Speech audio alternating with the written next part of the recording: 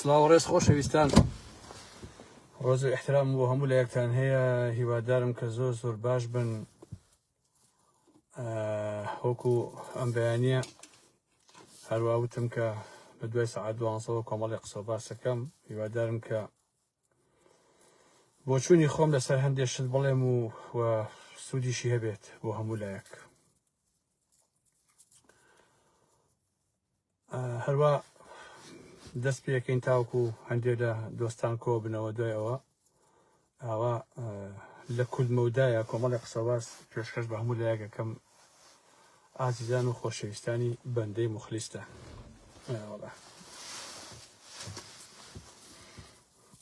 هەمووتان بەخێر بن، سەر چاوان بخێر بن.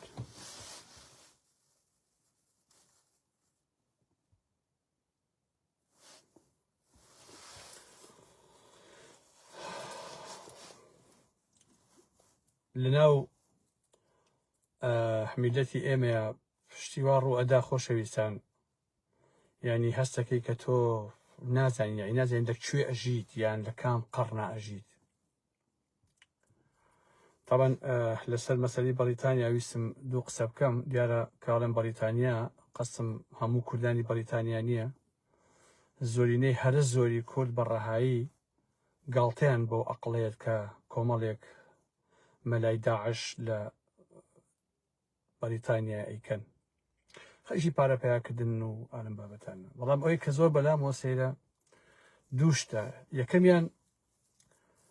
دەرکردنی جن لە گیانی ئینسانە. باشە ئەم لەم بەریتانیا زەبەر لا حەیە جن بۆ ناچێتە جەستەی ئینگلیزیەکەوە، جەستەی نازانم فارسیەکەوە، جەستەی نەتەوەیەکی تری ئەوروپی و ئالم بابەتانە. باش ئەم جنە بۆ هەر بە خەڵکی ئێمە فێرە لە بەریتانیا شەوازی لێ نایەنێ هەرچێ ناوجسمی کوردەوە. یعنی ئایا ئەم جنۆکەیە بۆ نمونە مۆری کردووە کە هەرێ بێتە گیانی کورد؟ وەڵڵاهی ئەزانی چۆنە ئازیزان، هەندێک شتەیە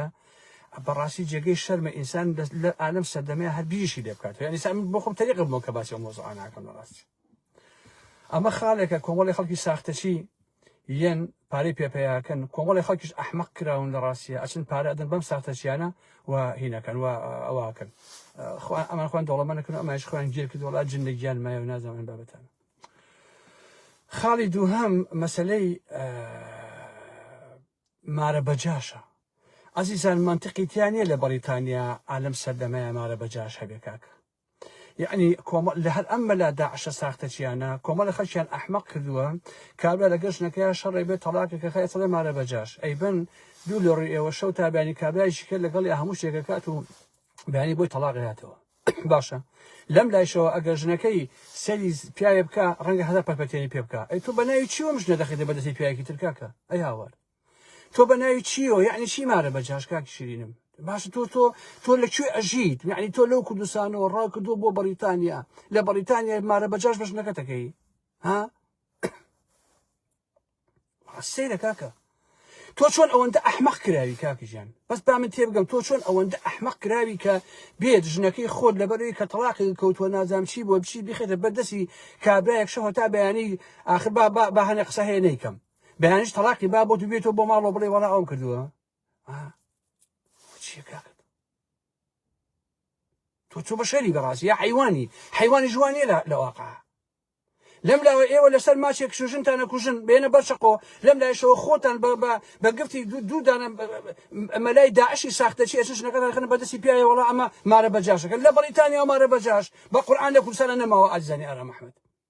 ئێستا لە کوردستانە بگەڕێ باوەڕ ناکەم لە 5 ساڵە یەک خەڵەتی وا لە کوردستانی باشوورا ڕوویدا بێ یا لە ڕۆژهەڵاتە ڕوو بدا. بەڵام لە بەریتانیا تۆی مارە بەجاش بە ژنەکەتەکەی ها؟ هەی داوەشی بۆچی پیاوێکی چی ئەمەقصدە مێشکی تۆ ئەوەندە ئەحمەق بیت بەڕاستی؟ تۆ چیت؟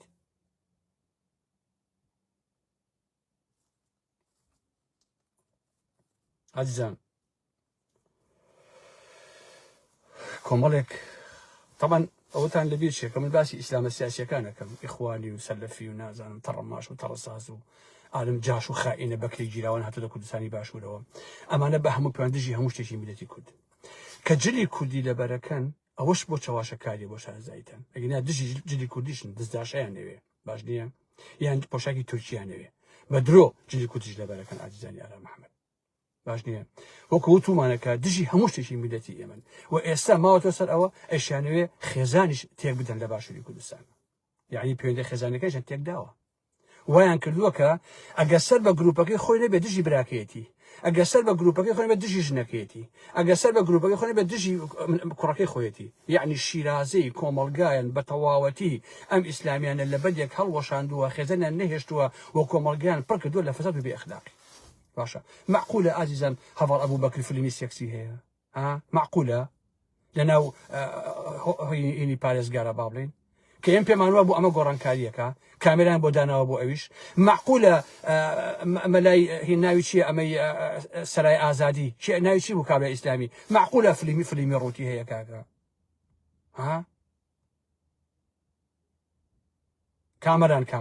کامەرانی سەرای ئازادی ئەمە ئەزانی چۆنەکەن ئازیزان ئەمە هەموو شتێگەکەن لە دواییە ئەڵەن ئەچین بۆ حەج و عەمرە لەوێ دوعاکەین لەخوا ئەڵێ ئەڵڵا پاک بوونێتەوە تەواو کاکە بە خاتی خوا هەموو شتێکیان ئاوا لێ کردووە اینجا لەسەر دکتۆر لەتیفی سەلەفیش بە هەندێک قسەتان بۆ کەم ئازیزانی ئارامە ڕەنگە پێچەوانی زۆر بەتان بێت لە حەقیقەتە تەمەن ئەبێ بگەڕێن بۆ بناغەکەی کە بناغەکەی چییە بەڕاستی بۆیە ئەوە کە بەرامبەر لەتیفی سەلەفی کراوە بە نمونە ئەوە بۆ خۆی لە مەسەلەی ئەخلاقیەکەی گەڕێ لە حەقیقەتە خۆ من چەندیش بانگەوازم بۆ هەموو خەڵکی کوردستان کردووە وتومە بابە لە هەڵەبجە لە باشووری کوردستانە دایکان باوکان کوڕەکانتان کچەکانتان نەنێرن بۆ لای ئەم مامۆستا بەناو ئاینیانە کاکە مایان نێرن سەردەمانی زوو مەلا هەبوو تەلەبە لە فەقێ بوون لە مزگەوتە ئەیان خوێن ئێستا ئاوان نەماوە ئێستا ئەمانە فاسدن کاکە تۆ نابێ ئەگەر تۆ عەقڵە هەبێ ئەگەر شەریفی ئەگەر عایلەیەکی بەشەرەفی تۆ نابێ کچ و کوڕێ بنێری تا بەناوی دینەوە بینێری بۆ بەردەسی ئەم مەلا داعشیانە کە تۆ کوردستانی باشوورەوە باش نییە نابێ بینێری بەڕاستی کە تۆ کچەکەتت بە ناوی ئاینەوە نات لە بەریتانیا یا لە ئەوروپا یا لە کوردستانی باشوور ئەگەر کچەکەتت نار کوڕەکەتت نار بۆ لای ئەم مامۆسا هاتوانە من باسی مامۆسای ئاینی زوو ناکەم کە ئێمە کۆمەڵی مامۆسای باشمان هەبووە باسی ئەم هاوردانەکەم کە 15 ساڵ لە قوت بوونەوە لە باشووری کوردستانە کە تۆ کچەکەت و کوڕەکەت یا ژنەکەت نارد بۆ لای ئەمانە ئێوای لێکن کاکە ئەوان سوارێ بن بە قوربانە بن تۆ کەیفی خۆتە بەڕاستی تۆ مناڵەکەت خۆت ئەینێری ئەڵێ بێ ئەخلاقی کە مناڵەکە تۆ مناڵی خۆ بۆ نێری بۆ لای ئەمانەکە ئەی هاوار ئێتۆ مناڵەکەی خۆ دەنێی دایک لێ لێش کەسێ مەکە ئەمە ئەوەیان ئەمە پێویستە هەموو خەڵکی کوردستان ئەو ڕاستیە بزانێ کە کچان و کوڕانتان منێرن بۆ لای ئەم نەوعا لە ئیسلامیە ئیخوانی و فڵان و فیسار و نازانم ئالەم بابەتانە ئەگەر نارتان مناڵەکانتان بێ ئەخلاقەکرێن باشە تەواو وایان لێ ڕاستە حیجابەکەنە سەریان ڕاستە ئەیانکەن بە خۆیان ڕاستە ئەیانکەن بە داعش ڕاستە بیتون ڕەوی ئەخەنە مێشکیانەوە بەڵام لەبارەی ئەخلاقیشەوە بەکارە نەهێنن ئەمە ڕاستەکەی کەیفی خۆتانە دوایش کەشتی ڕوو ئەدا گرێ کەسێ مەکەن مەسەلەی ئەوەی لە تیفی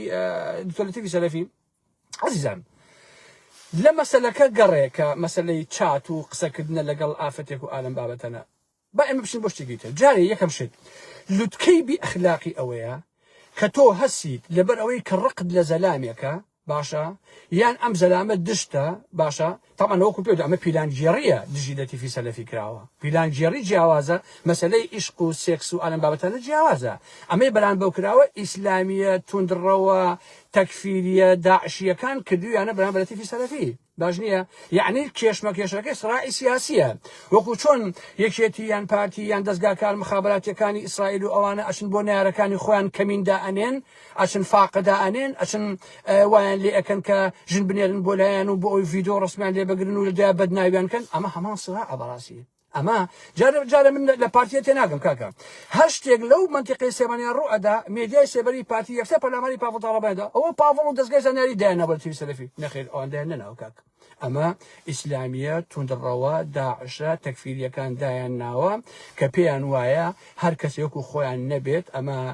کافرە ئەمە بێدینە و بێ بەدناویکەین لەتیفی سەلەفی لەبەرەوەی کە دیفاعی نەکردووە لە غەزە بە نمونە یا دیفاعی نەکردووە لە حەماس یان جۆرێکی تر بیرەکاتەوە یان دژی دەسەڵات و ئەوە نییە ئەبێ بەداو بکرێ بەڕاستی ئەمە ئەم سڕاع و کێشمەی ناو ئیسلامیەکانە ڕەبتی نە بە یەکێتیەوە هەیە نە بە دەستگای زانیاریەوە هەیە نە بە پاڤڵەوە هەیە پارتی سێبەری پارتی تۆ لە پاڤڵەوە تێژیراوە لەگەڵتەنە حکومە دروست ناکە و کێشەدان بە دروستەکە خۆ من نابێت و حەچێ ڕوودا هەر یەکسەس پێ سێبەرەکان بڵێ وەڵاوە دەستگەردانێکی وەڵاوە پاڤڕ کردی وەڵاوانی وەڵا لە تیوی سەلەفی لەگەڵ یەکێتی لەگەڵ پاڤڵە عیلاقەی زۆر خۆشە هیچ عیلاقەی بۆنیشەوە نییە بەڵکو ئەمە ڕێک و ڕەوان ئیسلامیەکان کردویانە من بە ناویش ئەزانم ها نامێ بڵێم بەڕاستی بە ناویش ئەزانم کە ئەوانەی کردویانە چێن بەڕاستی باش نییە بۆ نمونە لە هەر شوێنێکە ئێوە لە سوۆسیال میدیایە بینیتان کە بە کەسیان تۆ کافری تۆ ملحیدی تۆ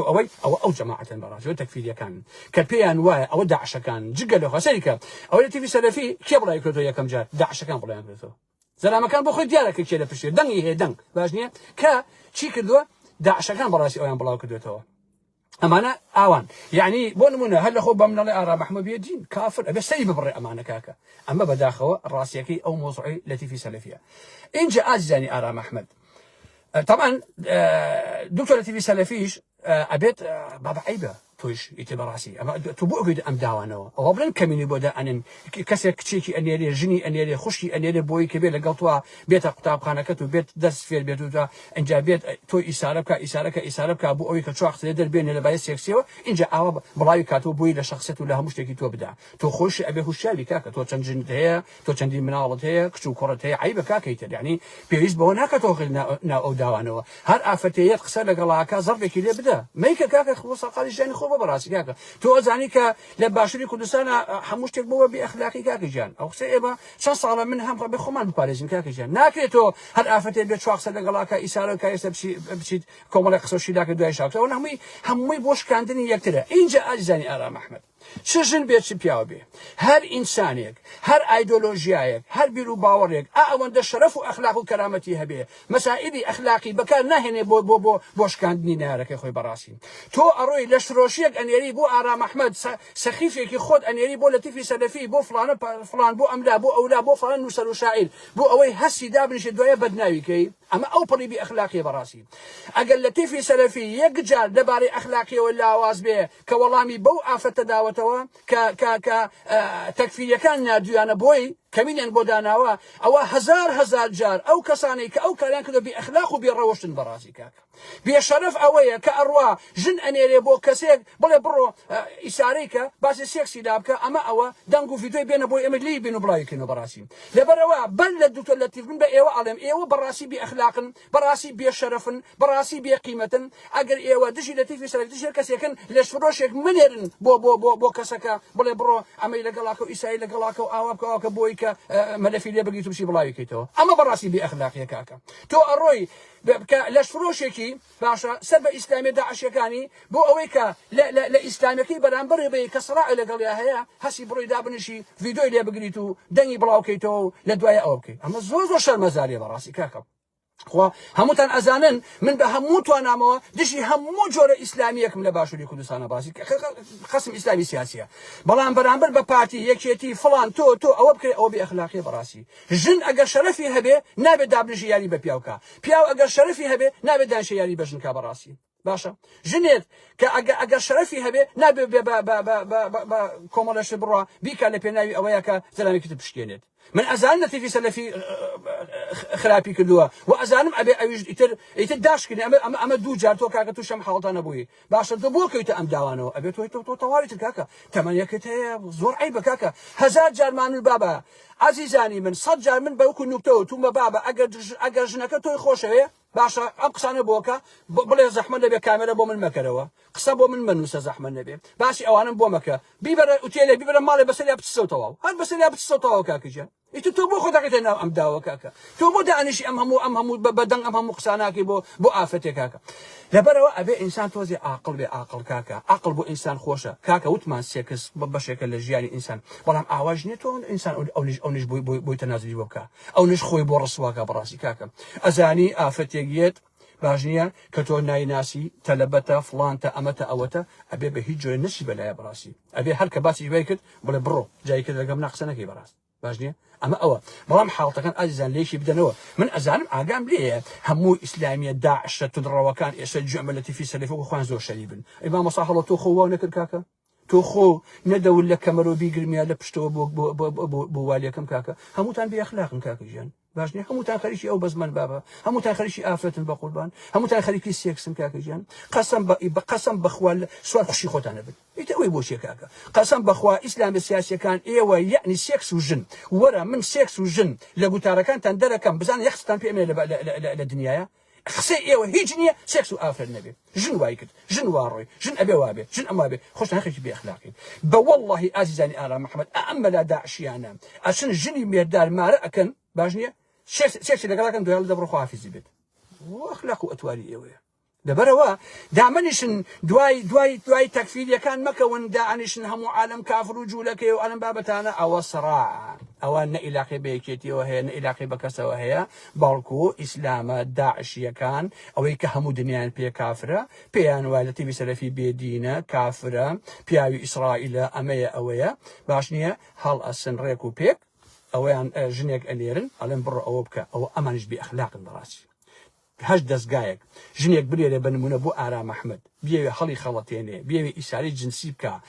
دواییە چات و ڤیدۆشتی بڵاو کاتە ئەوە بێ ئەخلاقە بەڕاستی ئەوە بێشەرەفەکەی بەدەرجێش ئەمێ بە کەلتور ئاجزانی ئارام محەممەد ئەمە ئەبێ بە کەلتور ئەبێ ئێوە لێ بدەن بەخەڕێ ئەوە مەچن کۆمەڵێک لەو داعشیانە پەلامێتی سەلەفیە دەن و ئالم بابەتانە باشە حەمە نەجەریان باوکی خواردی باوکە باش نییە باوکی خواردی هەموو ئەو مەلا بەناو دینیانە کە دانیش بە خەڵکی بێ ئەخلاقین ئیخوانیەکان و نازانم داعشیەکان ئەوانە پڕ بە دەمیان خواردیان بەڕاستی ئارام محەممەد نایخوا پڕ بە دەمیان پڕ بە جەد و ئەژدا و ئاباتان ئێوە خواتان بەڕاستی باش نییە باشە کاکە اینجا بەوانە ئاڵێن بۆ جەماعەتاڵم کە ژن ئەنێرن بۆ خەڵک بۆ کاکە ئەگەر حەزەکەن ژنە کوشەکانتان بنێرن بۆ خەڵک ئەویان لەگەڵاکە یەکاکە بە ئاشکرا بیان نێرن و ڤیدیۆی بۆچێ بە قوربان ئێوەگەر دوو لە ڕووی ئێوە ئەگەر ئێوە هەر حەستان لە گەوادی و ئەلم بابەتانەیە ئەگەنا ژن بۆ خەڵک نانێرن بەڕاستی بەخوا ئەوە کچی خۆتانە ئێنێرن ژنتانە ئێنێرن باش نییە خوشکتانە ئێنێرن ژن و کچ و خوشکتان ئەنێرن ئیسلامیە تونڕەوە داعشیەکان بۆ نارە ئیسلامیەکانتان هەر لە باشی کوردستانە بۆ ئەوی ڤیدیۆیشان لێ بگرن باشە ئەیانێرن بە درۆ ئەڵێن بڕۆ بە تەلەبە لای فڵانە کەس ئەچی ئاوا قسەکەات بۆی لێ بڵاوکاتەوە لەبەر ئێوە بێ ئەخلاقەکەن لە ڕاستیە ئێکاکە خوشکی مەنێرە بۆ خەڵک با خەڵکی قسەی لەگەڵ ناکات کاکیژیان دایکی مەنێرە بۆ خەڵک جەماعەتی تەکفیریەکان ئیسلامی تونڕەوەکان با خەڵک ئەوی لەگەڵ ناکات کاکە تۆ هەڵەسی ژنەکە ئەنێری بۆ لای ئارام محەممەد بە نمونە ئەڵێ بڕۆ باسی سێکسی لەگەڵاکە و باسی ئەوە لەگەڵاکە ئەگەیتە کەمینەکەتەوە بە نمونەی هێنمە بە نمونە کاکە ئەگەر من ناکۆمە کەمینەکەتەوە کەسێکی تەکەتە کەمینەکەتەوە بە قوربانم کەواتە دایک و خوشتان منێرن ئیسلامی تونڕەوەکان بۆ ئەوەی بڕۆن دژی لە تیفی سەلەفی و دژی ئەوانەی کە دشتانن بە نمونە بێن ئەوە بکەن سیاست ئەبێ ئەخلاقی لەگەڵا بێ ئەگەر تۆ دژی کابرایەکی دینیت بە نمونە یاک دژی لە تەفی سەلەفیت بڕۆ سڕاعی لەگەڵاکە لەبارەی فکریەوە دایکی منێرە بۆی خوشکی منێرە بۆی زەحمەت نەبێ باش نییە ئەویش کابرایەکە ڕەنگە سێکسی وشت بێت و خوشکی ئەنێری ئەوش زاڵقی هەڵەسی ئاوا قسە خوشەکە تاکە لەگەڵ دایکتایکە مەینێرە کاکە تۆ خۆ حەزی لە گەوادیەکەیە بۆ ئەنێری کاکیجان بۆ خوشک و دایکی ئەنێری مەینێرە لەبەرەوە فێر بن ئازیزان مەکەونە ناو کەمینی ئەم ئیسلامە داعشە سەخیفانەوە بەڕاستی مەکەون بە هیچ جۆرە مەکەونە داویانەوە کاکە ئەگینا هەمووتان ئەزانن من چۆن ئەمە بەرامبەر لە تیفی سەلەفی و چێچۆ ئالم بابەتانە من حساب بۆ هیچ ئەمانە ناکەم بۆ ئیسلامی سیاسی بۆ داعشی قەناعەتم بە هیچ یەکێک لەمان نییە بەڕاستی باش نییە بەڵام مەکەونە کەمینی ئەم ساختەچی و ئەم قۆڵ بڕانەوە باش نییە مەکەن یعنی ڕێک بیرکەنەوە ئەگەر دەستگایەک ئافرەتێکی نات بۆ لای پیاوەکە لاواز بوو کەوتە تەڵەکەوە ئێوە ئەبێ ئەو دەستگایە ڕسواکەن بەر لەوەی کابرا ڕسواکەن کەوتە تەڵەکەوە بەڕاستی ئەبێ لە پێشە کابرای دەستگاکە ڕسواکەن چونکە ئەمە شوورەیە تۆ بێ من لەبەرەوەی دژی یەکێتی و پارتیم هەستن ئافرەتێ تا بنێرن بۆ لای من بە ساڵ لەگەڵ ما خەریک بێت تا چوا قسەمە دەربێنێ دوای بچێ بڵاوی کاتەوە بۆ لەکەدارکردنی من ئەمە ئەخلاقە ئەمە شەرەفە بەڕاستی کاکە ئەمە دینداری داعشەکانە کاکیجان ها بینی هەموو مەلا هەڵۆکان و ئالم بابەتانە چێ کاکە داش نوشتن خۆیان تەکفیریەکان ئیسلامی تونڕەوە داعشیەکان خۆیان کچەکەیان ناردووە بۆ لای لە تیفی سەلەفی لە تیفی ئیسارە کردووە ئەویش مەجموعەی قسەی کردووە کەسی بڵاوەکەنەوە لە تیف بێئەخلاقە وەڵا ئێوە بێئەخلاقن ئەگەر بێئەخلاق نەبن ژن نانێرن بۆ خەڵک ئەگەر بێئەخلاق نەبن کژ نانێرن بۆ خەڵک ئەو لەش فرۆشە کێ ئێوە ناردووتانە بۆ لە تیفی سەلەفی قسەی دەرهێناوە ئاوای لەگەڵاکە زەحمەت نەبێ کێ ئەو لەش فرۆش و بێقیمەتە ها ئەو فاحیشەیە کێ ئێوە ناردووتانە بۆ ئەینێرن بۆ لای پیاو بەکارهێنن ئێوە ها کێ ئەوە بەڕاستی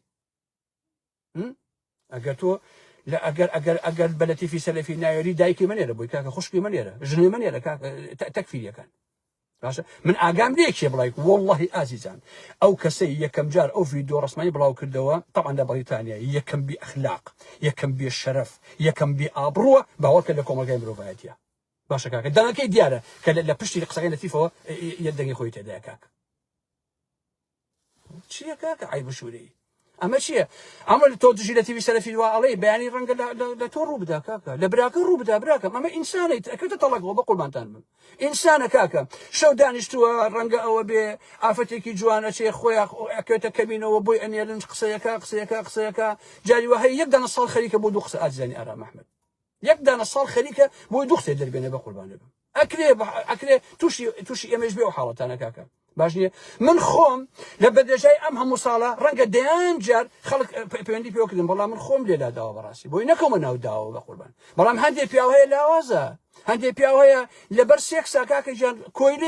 کۆیلەی سێکسە بە قوربان تەحمل ناکا تێگەی خۆی ئەدۆڕێنێ هەندێک پیاویشی خۆی نادۆڕێنێ بە قوربانتان بم ئەیلەوە هەیە دەستگاژن ئەنێرێ ژنی جوان جوان یەک ساڵ دوو ساڵ خەریکە بێ بەس بۆ ئەوی ڕسمێ لە پیاوە بگرێت باش نییە خەریکی ئەمە ئەبێ کاکە حتى ژن هەیە ئەنێرن لەگەڵ پیاوێکە 50 جار سێکسەکە بۆی لەم 50 جارە یەک جار ڕسمێکی لێ بگرێت بۆ دەستگا مخابراتیەکەی ئەمە عیبە کاکە باشە ئەمە عیبە کاکە اینجا بۆ دکتۆر لەتیفی سەلەفیش کاکە عیبە بۆ تۆش بە قوربان تۆ کۆت ئەزانی کە نەیارێ هەیە تۆم سێکسە بوو بەچی سندان دەی با بە خاتی داروبەر کاکە تۆ سێ چوار ژنێ هەیە و خەریکی کاکەت خۆ تۆ ئەم هەموو ژنە پێ تێدەگرێ کاکە ها چی داوە ئافرەتێک گێت نارەکانە ئێنێرن بۆ تۆ قسەی لەگەڵا مەکە کاکەژیان هەر ئافرەتێ پەیوەندی پێوەکتی سەڵبێکی لێ بدە بڵێ بابە من تەواو برا دانیشە کورە عەزیزانین وەڵڵاهی باوکی من ئەوچی ئەی ڕۆڵە یەک ژن بۆ پیاو زۆرە نیو ژنیش کەمە بە قورئان یەک ژن بۆ پیاو زۆریشی زایە ئەی هاوار من تێ ناگەم ئێوە تووشی نەخۆشی بوون نەخۆشی ئەمە نەخۆشی لە خۆی ئەوە جنسی نین بەڕاستی ئەمە هەر بۆ بە نەخۆشی ئێوە هێشتا نازانن چێشت چییە ئێوە لە چێشت تێ ناگەن کاکە بە قوربان بە قورئان ژنێ نیوێشی زایە کاکەی هاوار بۆچیتانە ئێوە لە مەجاترکە چیم تێ ناگەم بەڕاستی عەلی باپی تۆ سێ چوار ژنە هەیە بەسەر ئەگەڕێیشەوە بۆچی لە چۆلەکەی خۆ چۆلەکەنی بە قوربانە بەسە کاکە ئێوە بۆ واز نایەن ئێوەش چاوەکەم واز بێنن کاکە واز بێنن ئێوە ئەبێ فێر بن فێر بن کە هەر ئینسانێک کە موقعیەتی هەبوو کە خەڵکی ناسی کە خەڵک ناسییان نارەکانی ژنی بۆ ئەنێرن کچی بۆ ئەنێرن ئەیانەوە ئیساریکن ئەبێ ئێوە نەکەون لە داوەکەوە باشە ئەبێ ئێوە زەڕبێک لە سێکس بدەن بەڕاستی باش نییە ئەبێ بزان ئێوە لەگەڵ چێتێکەڵاو بن من ناڵم سێکس مەکەن کاکە ڕاستی چواشنتانەیە کاکە خوانێ بڕێ برە ئەیلۆ ئێوەمانە نیوژ نیشمان نییە کاکە نیوژن نیمانە بە قوربانە بم تۆ سێ چوارێکیشی هەیە لێک جوانتر و کچ و کوڕی گەورەتیەوە لێرە دانیشە بە قوربانە بم یا مەلا هەڵۆ تۆ خۆ ژنە هەیە کاکە ئەمە چییە لە پێشەوە بۆ گوشم یا لە دووەوە بۆ گوشم لە ماشۆجی کەمیندا ئەنێن جەماعەتەکە بۆ خەڵکی تر بۆ نارەکانتان خۆ تۆش مەلا هەڵۆ هەر وای بە قوربانە بم تۆش هەمیشە لە دووەوە ئەی گوشی یا لە پێشەوەی گوشی بە قوربانە بم ئەمە کاکە تۆ شەرەفتان هەبێ شەرەف کاکە تێگەی تەواو تۆ کە سێ چوار ژنتانەیە دانیشن و تەواو بە قوربانم ئەگینا من ئەزانم من دژی کرد دەکەم ئازیزان ئەگینا حەقم بەسەر ژیانی شەخسی کەسەوە نێوە بەڵام دژی کرد دەکەم من ئەڵێم بۆی لە کۆتا قسەیە جوان دیقەت لە من بدەن من ئەڵێم هەر گروپێ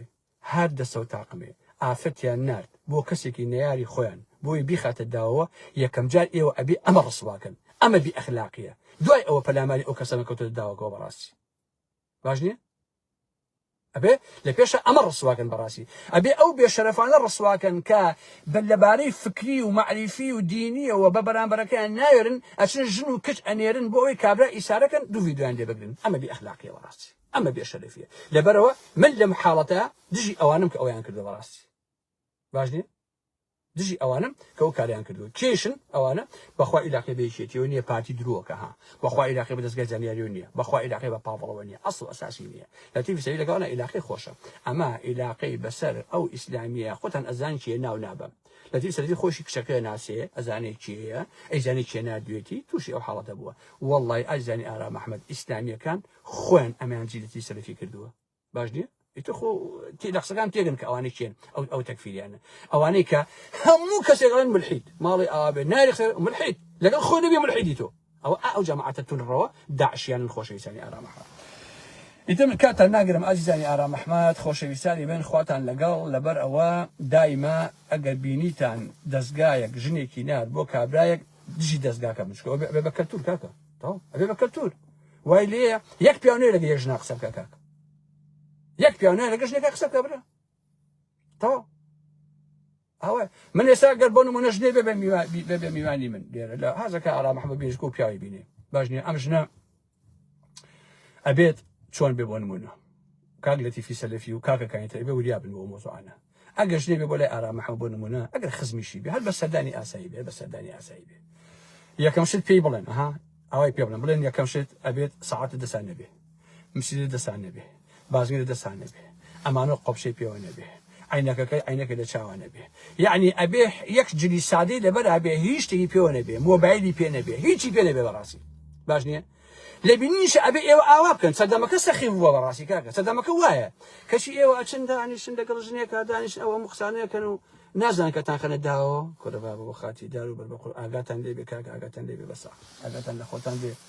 کاکە لەتیفی سەلەفی و کاکە مەلا هەڵۆ لە دواوە بیگرە مەلا هەڵۆیا لە پێشەوە بیگرە جا باسی ئەخلاقیشم بووە باشە هیان باسی ئەخلاقی شەکەن ئەی هاوار باشە دەی کاکە مەسیجەت هەموو ڕیکۆردە من دەوەر تەچەی کەری وایە من خۆم لایڤەکەیەکەم ڕیکۆردە لە لەینەکە خۆما کە چەلە هەموو ڕیکۆردە ئەی من بۆ ئەوەی خۆم قساکەم ڕیکۆردەکەم کاکە ئەبێ باشەکەی باشیشی تۆ ئەحماق تۆ توانی ئەوە بکەی کورە وەڵی ئەباشە کاکە وەڵی باوکم ڕاستێکەکەی ئەم هەموو کەرە هەیە کەچی کەرێ نییە من بارێداری پێبێنم ئەوەتە من خۆم لایڤەکەم و قسەکانی خۆم بڵاوەکەمەوە ئەو ئەحماقە نووسیبێتی ئەوەدا ئەوە قسەکان ڕیکۆردە وازانێ بینم من بەجزبەنی هێنی قسەیەکەم ێورا من بە ئاشکراوە چواسەکە لەسەر خەتەکەی گوێی لە من کردووە برا لە دوایە 400,000 کەس ئەی بینێم قسانەی من خۆم بڵاوم کردوێتەوە کاکە لەبەرەوە ئەو کەسەی ژنی بۆ هەر کەسێ نادەوە بێخلاقە باشە ئەمە دوای ئەوە اینجا پەلاماری ئەوە بنکەکەتە داوەکەوە یعنی ئێستا یەکەم جار ئێوە ئەو گروپە داعشیە توندڕەوە سەخیفەی باشووری کوردستان و بەریتانیا ئەوانە ڕسۆ بێشەرەفکەن کە کچوژن ئەنێرن بۆ خەڵک دوای ئەوە پەلاماری لە تیڤی سەلەفی بدەن بیکەن بە دوو بەشەوە یەکەم جار ئەم بێئەخلاقانە دوای ئەوە لە تیڤ کە کەوتە ناو داوەکەوە وریا نەبووە بەڕاستی هەرەوە ئەوە گەرمامە جەماعەت بەزاری ئەوە چی بوو کاک وەرە خۆ گەڕم گر بە خۆ و پێغەمبەر گەڕم گر کاکە ئەوە چییە و گەرمایە أرى والله كاكي يلا خوش لساني أرى محمد راي نسيتي يلا أو دنا أو قسانا ريكورد كل برا رشا والله أخي أسبي خور لقمني نبي داير بديليا كما قال لقمني نبو أقول لقمني نبو داير بديليا كم ديار من خلطي قشت أو خلا أرى محميش جابين كابلاكي سبورت باجنية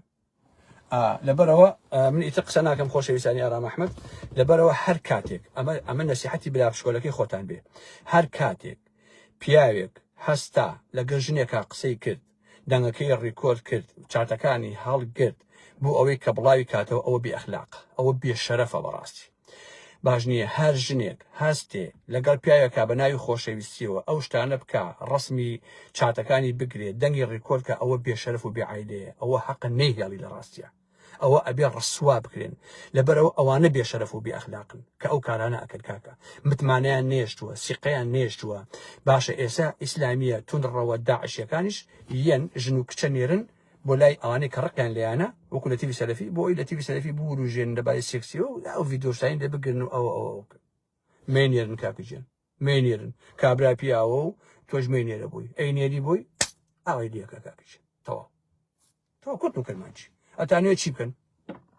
مێنێرن کاک ئەیلۆ مێنێرن و تەواو بە قوربان خۆ بە زۆر نییە یاڵڵا لا ئێوە خۆش ئازیزانی ئارام ئەحمەد ئارام ئەحمەدی بەڕێز دوژمنی پیاوی دێس یەکەم جار داوا لە هەموو لایەکتانەکەم ئەو گروپە ڕسواکەن کە ئەچن ژن و کچ ئەنێرن بۆ خەڵک لە ناو ئیسلامیەکانە بە یەکێتی بێ یا پارتی بێ و ئەو مەسەلەی لە تیڤی سەلەفی گروپێک لە ئیسلامیە تەکفیریەکان کردویانە لەبەر ئەوەی کە ولا پێناوی شکاندنی ئەوە کردویانە ئەچن ژن و کچ و دایکی خۆیان ئەنێرن بۆ نارەکانی خۆیان بۆ ئەوەی کە ڤیدیۆیان لێبگرن و بگوایە ئەسا بەدناویانەکەن ئەمە بێئەخلاقیە بەڕاستی لە پێشە ئەو گروپە ڕسواکەن کە ئەو کارانە ئەکەن جا هەر کەسێ بێ باش نییە بە ناوی هەر ئایدۆلۆژیایەکەوە بێ اینجا ئەوە ڕسواکەن کە بێتە ناو داوەوە پیاوەکان و ژنەکان ئاگاتان لە خۆتان بێ متمانە بە هەموو کەسێ مەکەن کاکەجیان اینجا بە ئەخلاق بن خەڵکیش ئابڕووی هەیە خەڵکیش خوشک و دایکی هەیە کاکەجیان باش نییە کاتێک کاکە لە تێی سەلەفی کوڕکچی هەیە بە قوربان تۆی بێ ئەخلاق بۆچی کشەنێری بووی بە قوربان ئەوە بێ ئەخلاقیە تۆ دابنیشتی ژن بنێری بۆ پیاە بۆی پیا بەدناویکەی ئای بە کاک باسکردنی ژیانی شخصی خەڵک و خستنێ ناو سوشال میدیا بێ ئەخلاقیە برام بەڕاستی بێ ئەخلاقیە کاکە تەرچی کەنم شتە قۆڕانە عەزیزانی یارە مەحمەد تەرچی کەن کاکە دەیخواتان لەگەڵ خۆشەویستانی بەخێر